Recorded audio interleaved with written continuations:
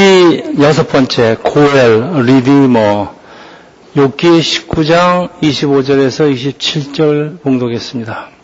구약 성경에는 이스라엘을 보호하시는 하나님의 섭리를 잘 나타내는 단어들이 있는데, 오늘 본문에 대속자, 리디머, 히브리어로 고엘입니다.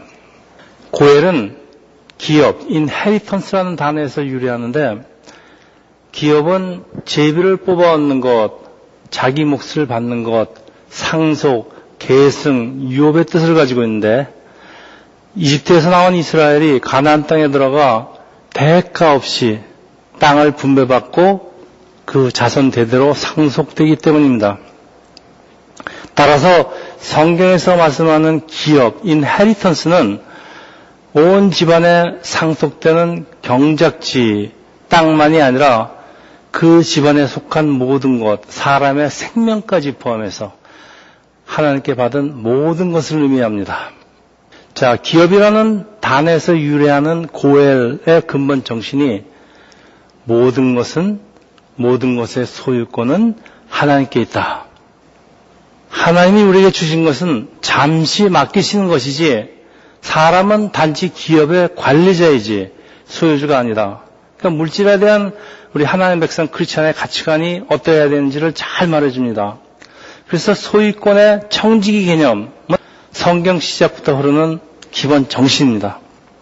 여러분이 가진 재능, 탤런트, 돈, 뭐가 됐든지 여러분이 소유하는 것이 아닙니다. 하나님께서 여러분에게 잠시 맡기신 것입니다. 하나님의 나라와 의를 구하면서 쓰라고 맡기신 것입니다. 원어의 의미가 기업을 무르는 자, 무르다는 이제 도로 찾다 그런 뜻이에요. 그러니까 또 구속자, 리디머. 그래서 고엘의 목적이 한 집안에 이 계승되는 기업을 보존하고, 그러니까 재산을 보존하고 또 그 혈족을 유지시키기 위해서 만든 제도입니다.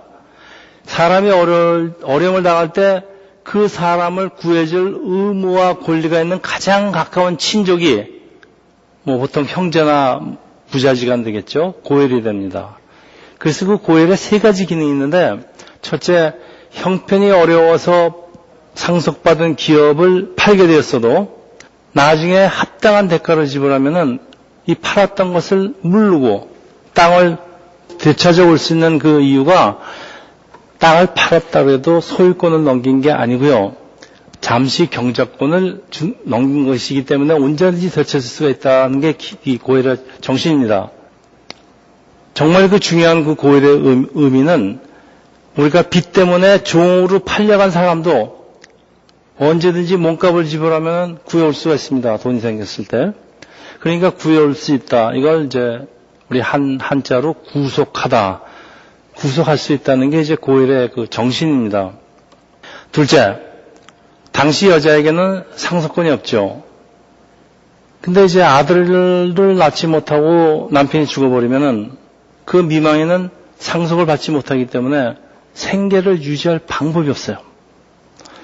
그래서 이럴 때 죽은 남편의 형제나 친족이 이 미망인에게 아들을 낳아서 대를 잇게 하여 주는 관습이 있는데, 이것이 계대 결혼.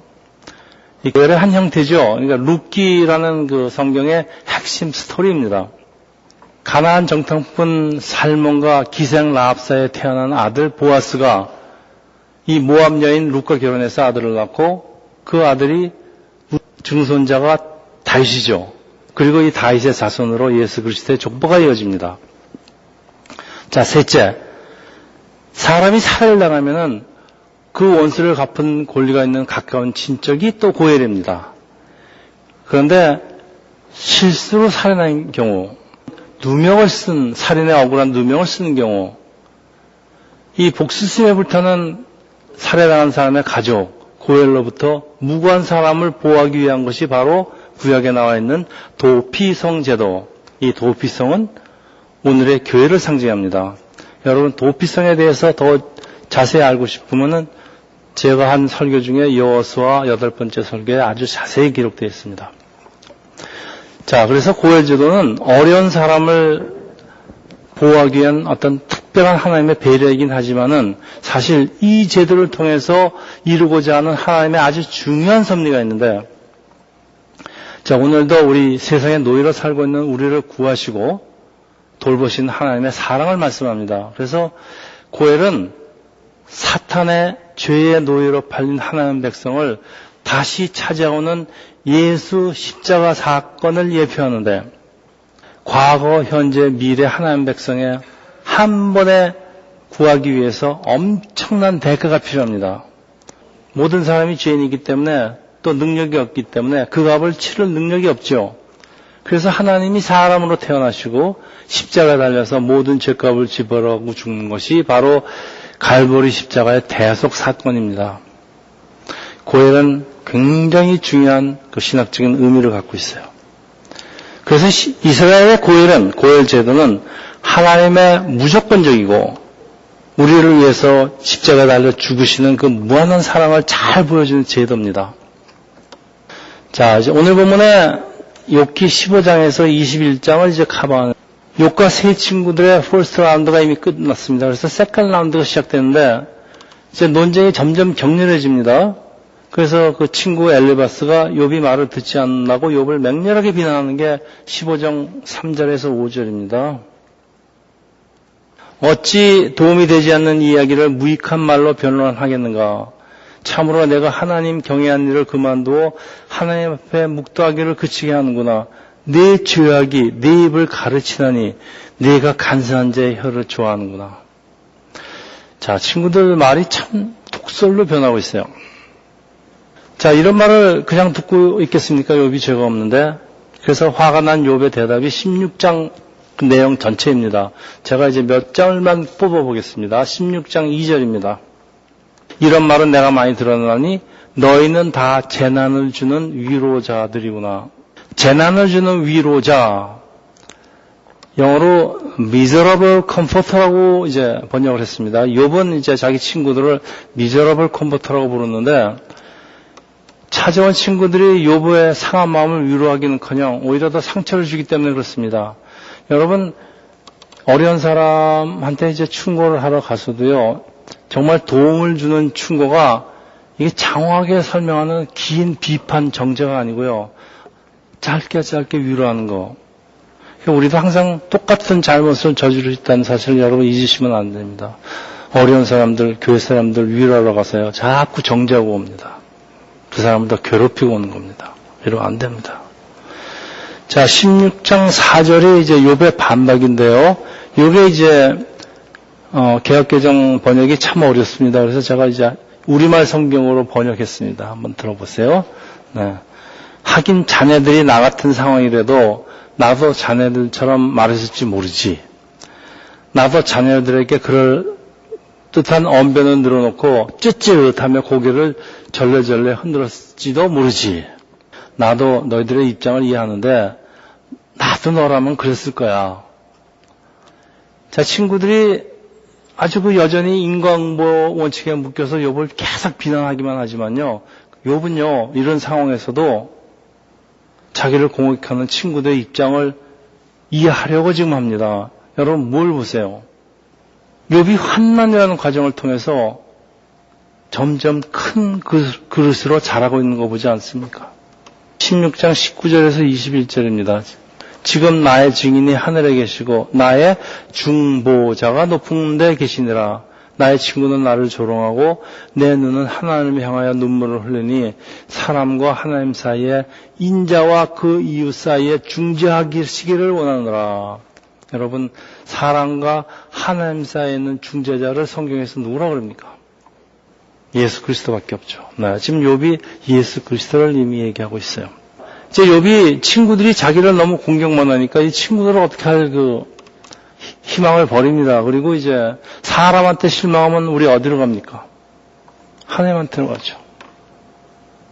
근데 사실 사람한테 기대를 하지 마세요, 여러분. 그냥 하나님한테 곧바로 가는 게 지름길입니다. 자, 하나님이 나타나셔서 이 자기와 친구들 사이를 중재하실 것을 소망합니다.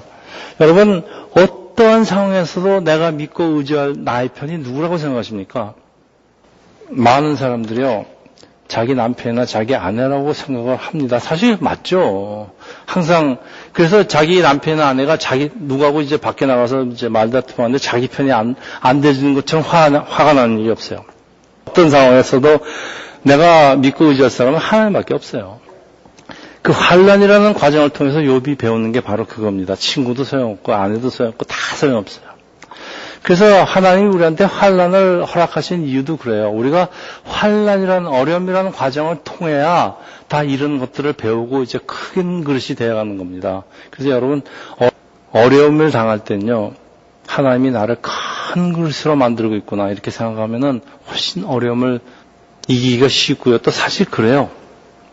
제가 10년이라는 어려움을 겪지 않았으면은 어떻게 여기 서 있겠습니까, 여러분? 제가 다 경험해서 난 소리입니다. 자, 이제 건너뛰어서 19장입니다. 이 엘리바스에서 그 두 번째 빌닷이 이제 등장해서 발언을 하는데 욥이 대답하는 것이 이제 19장 메시지입니다. 그런데 이 19장에 오늘 설교의 핵심 메시지가 들어있어요. 19장 2절에서 4절입니다. 어디 한번 봅시다. 너희가 내 마음을 괴롭히며 말로 나를 짓부수기를 어느 때까지 하겠느냐. 너희가 10번이나 나를 학대하고서도 부끄러워하지 아니하는도다. 비록 내게 허물이 있다 할지라도 그 허물이 내게만 있느냐. 지금 욥이 잃어버린 게 친구들 마음을 다 잃어버렸어요. 친구가 이제 원수가 됐습니다. 보세요. 가까운 친척은 물론 그의 아내까지 자신의 숨결을 싫어한다고 하는데 이제 욥에게 남은 것이 거의 없어요. 이제 보십시오. 나의 형제들이 나를 멀리 떠나게 하시니 나를 아는 모든 사람들이 내게 낯선 사람이 되었구나. 내 친척은 나를 버렸으며 가까운 친지들은 나를 잊었구나. 또 그 다음 구절이 참 마음이 아픕니다. 내 아내도 내 숨결을 싫어하니 내 허리의 자식들도 나를 가련하게 여기는구나. 어린 아이들까지 나를 업신여기고 내가 일어나면 나를 조롱하는구나. 나의 가까운 친구들이 나를 미워하며 내가 사랑하는 사람들이 돌이켜 나의 원수가 되었구나. 여러분, 욥이 지금 갈 때까지 다 간 것 같아요. 이런 일이 우리 인생에서 일어나지 않으면 얼마나 좋겠습니까? 아마는 우리 인생에 한두 번 일어납니다. 여러분 이럴 때 어떻게 하시겠어요? 밤이 깜깜하죠? 언제 제일 깜깜합니까? 해 뜨기 직전. 그렇죠? 이게 무슨 얘기예요? 이제 조금만 있으면 해가 뜰 거예요. 근데 사람들이 그걸 알지 못해요. 많은 사람이 때에 따라 삶을 포기까지 합니다. 참 안타깝습니다. 여러분이 인생의 제일 깜깜한 때를 도달하면요. 곧 해 뜬 시간이 멀지 않았다고 생각하세요. 조금만 참으세요. 욥이 자신의 힘으로 빠져나갈 수 없는 이 절대 절망의 순간입니다. 그리고 하나님은 자기를 버린 것 같아요. 그래도 하나님께 두 가지 소원을 바라는 게 다른 사람과 틀립니다. 첫째, 19장 23절에서 24절입니다. 나의 말이 곧 기록되었으면, 책에 쓰여졌으면, 철필과 나무로 영원히 돌에 새겨졌으면 좋겠노라. 여러분, 이게 무슨 말 같아요? 내가 아무리 얘기해도 친구들이 알아주지 않아. 사람들이 알아주지 않지만은 지금 밝혀지지 않는다고 해도 내가 죽은 후에라도 나의 무죄함이 밝혀질 어떤 기록이 필요하다는 그런 간절한 소망이에요. 여러분, 크리스찬의 소망이 우리 하늘에 있죠. 그래서 성경에 내 이름이 하늘나라 생명책에 기록되기를 소망하는 것과 똑같아요. 우리의 소망은 죽고 난 다음에만 이루어지는 게 아니에요. 오늘의 삶 속에서 이루어지는 게 욥의 이제 둘째 소망입니다. 보십시오. 자, 오늘의 요절입니다.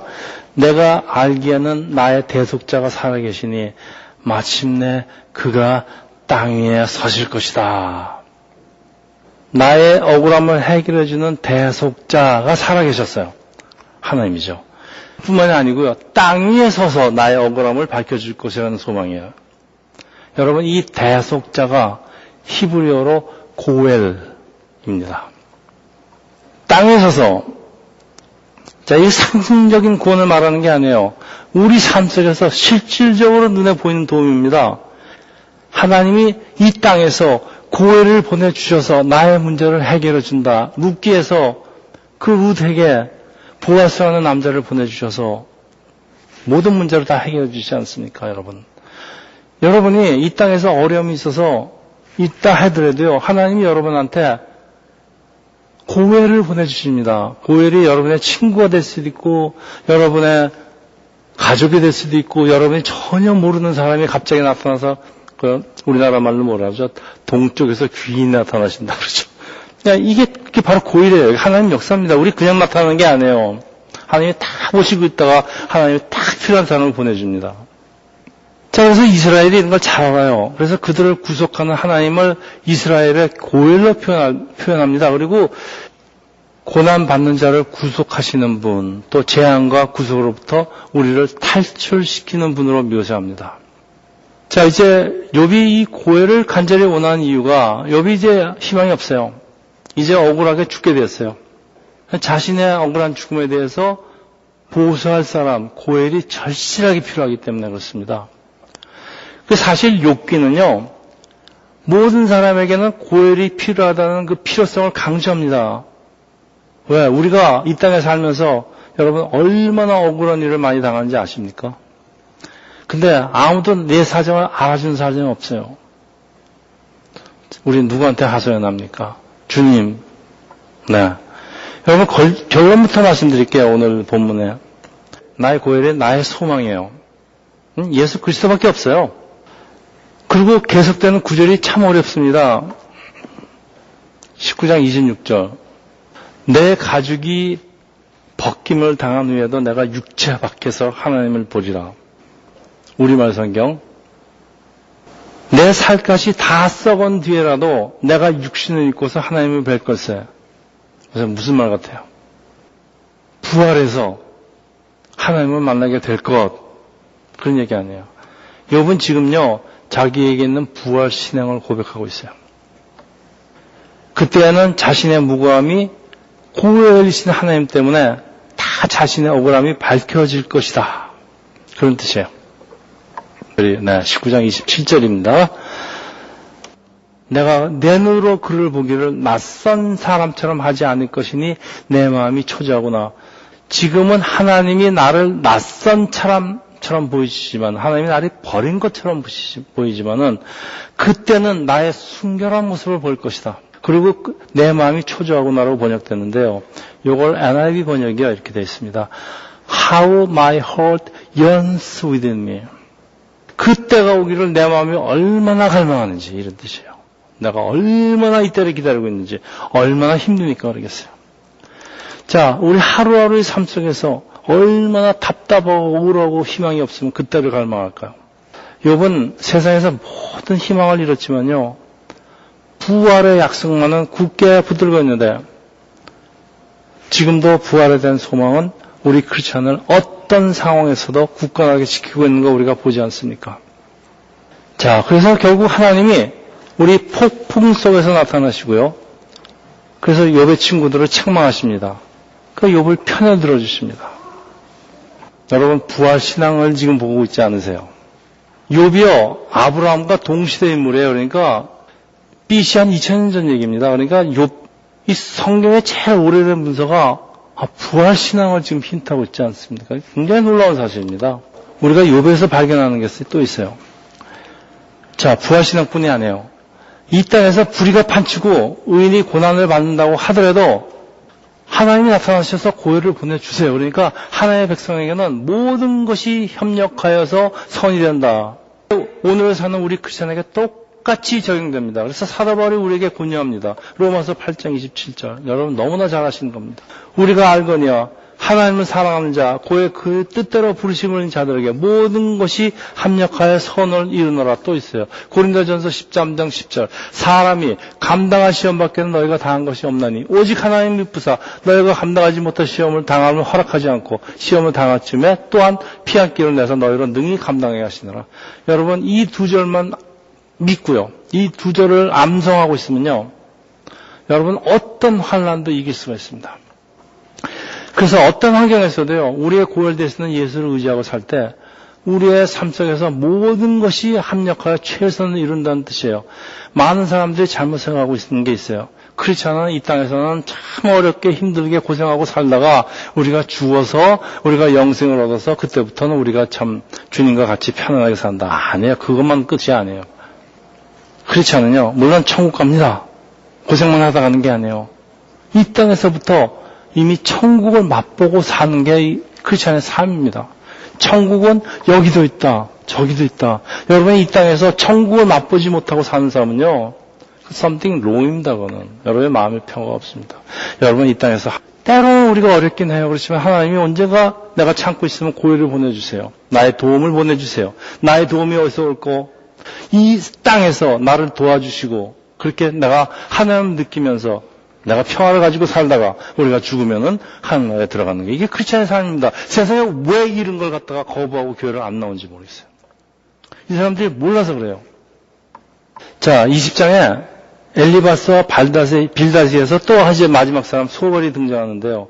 이 소발은 젊은 사람들 처음부터 좀 부드럽던 이 사람들 시간이 지나니까 그리고 욥은 자기 잘못을 인정하지 않으니까 말이 아주 거칠어집니다. 한번 보세요.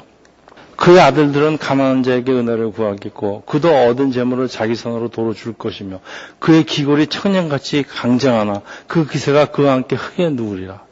그는 비록 악을 달게 하여 혀 밑에 감추고 아껴서 버리지 않고 입천장에 물고 있을지라도 그의 음식이 창자 속에서 변하며 뱃속에 독사의 쓸개가 되느니라. 그가 재물을 삼켰더라도 토할 것은 하나님이 그의 배에서 도로 나오게 하심이라.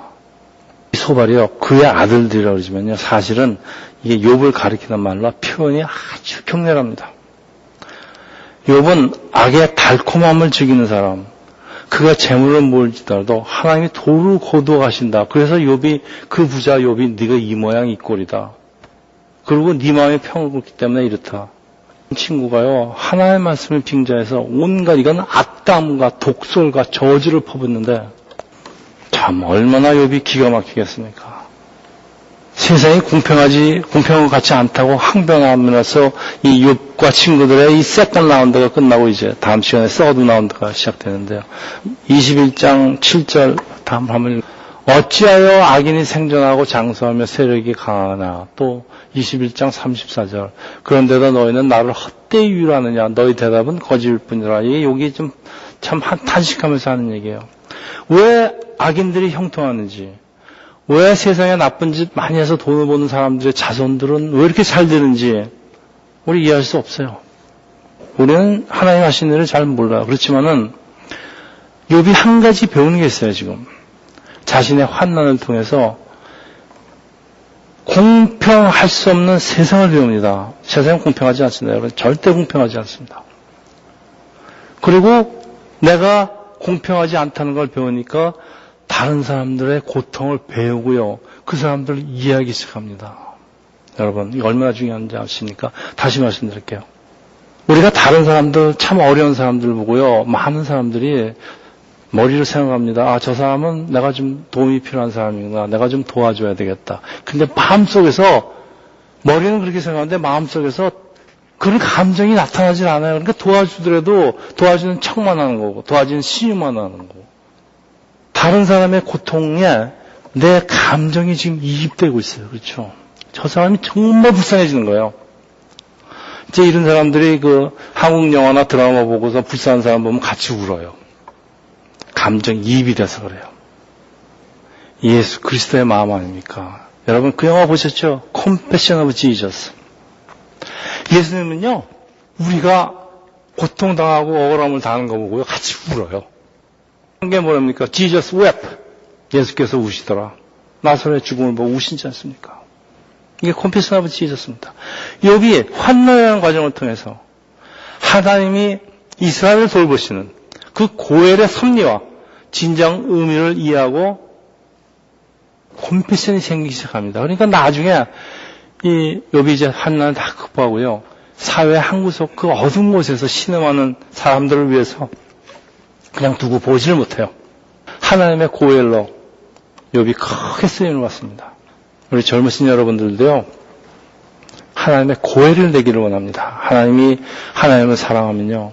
하나님을 사랑하고 너의 이웃을 너처럼 내 몸처럼 사랑하는 게 무슨 뜻이겠어요? 어떻게 이웃을 내 몸처럼 사랑합니까? 그 사람이 불쌍하지 않는데.